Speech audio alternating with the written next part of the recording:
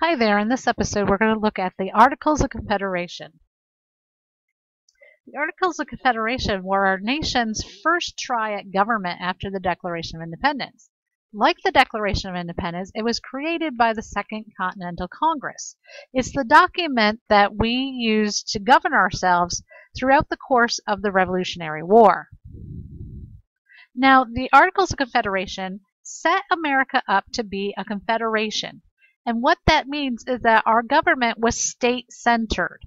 We didn't have a strong national government. And the primary power is held not at the central government, it's held with each state.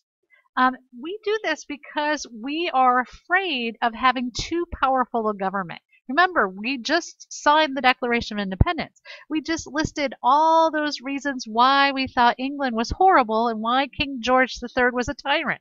So we really want to make sure that our government doesn't have too much power.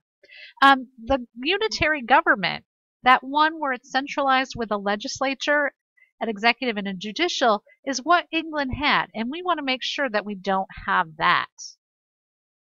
So we're all about power to the states. And as a result of that, each individual state, each of the 13 colonies who have become states, are going to write their own individual constitution. That's where the real power is going to lie. Now, these state constitutions vary from state to state, but they're much more powerful. In the state constitutions, we're going to see things like a focus on natural rights, the social contract, what we know as popular sovereignty, or the idea that people hold the power. Representation, a separation of powers where we have checks and balances between the three branches. And what we're also going to see that's different from today is that the legislative branch weighs more. It's going to have more power than the other two branches. So for the most part, they're going to take the ideas of the Enlightenment, the ideas of John Locke, and they're going to build their state constitutions using those ideas.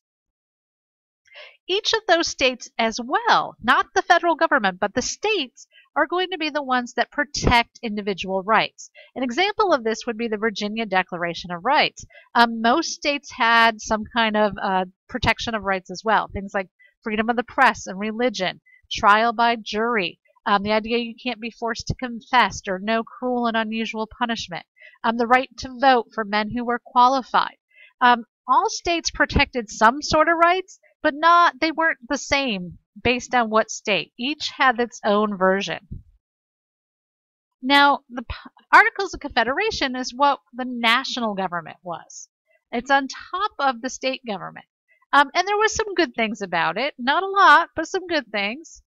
It was what we used to wage war against Great Britain. This was our federal government while we're fighting the Revolutionary War.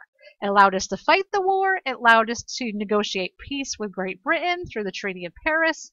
It recognized the laws of the individual states. So, for instance, if you got married in New York, you were still married when you went to Pennsylvania. Or if you committed a crime in Maryland and you ran away to Virginia, Maryland could extradite you or bring you back to the original state where you committed the crime. One of the biggest things that the Articles of Confederation did that was a positive is the Northwest Ordinance. What this did is we had already claimed land further west than the 13 original colonies, and it created a policy of how to add these new territories and make them states. It also gave the people living in those territories that weren't quite a state yet the right to form their own government. Unfortunately, there was a lot more weaknesses to the Articles of Confederation than there were strengths. So the weaknesses is that it only had one branch. It was just the legislative branch, just Congress. And each colony basically just had one vote. And Congress had no real powers. They couldn't tax, they couldn't regulate trade, whether it was with other countries or with state from state, and it couldn't enforce its own laws. So it was very, very weak. And the colonists had done this on purpose because they were afraid that we would end up with a king again. In addition, the national government lacked any national court systems. There was no Supreme Court. There were no federal courts. There was no executive branch. So there's no president. There's no central leadership. And to change the Articles of Confederation was really, really hard. You had to have each state vote unanimously. Everybody had to agree. So one state could stop the whole process if they didn't agree with the idea. What we're going to see is that there's going to be a call for change. The Articles of Confederation are not working, and it's going to be Shays' Rebellion that brings this to the forefront. In 1786, our country faced economic problems. It was so bad that even the veterans of the Revolutionary War hadn't gotten paid yet. And we're still owed this huge debt to France, money we had borrowed to fight that war. In Massachusetts, farmers were struggling to pay high state taxes. And the farmers were losing their land. They were being foreclosed upon. As a result, a man named Daniel Shay and his followers raided a federal arsenal, where weapons are stored, and they steal the guns. And they shut down the courts, so the courts in Massachusetts couldn't put the farmers in jail for debt and take away their farms. So as a result of this, though, there is no federal military. There's no federal government that can come in and kind of put a stop to that. And people are afraid as a result. It's going to be because of Shays' Rebellion that we're going to start questioning the Articles of Confederation and start to say, okay, maybe we need to fix this and try something new.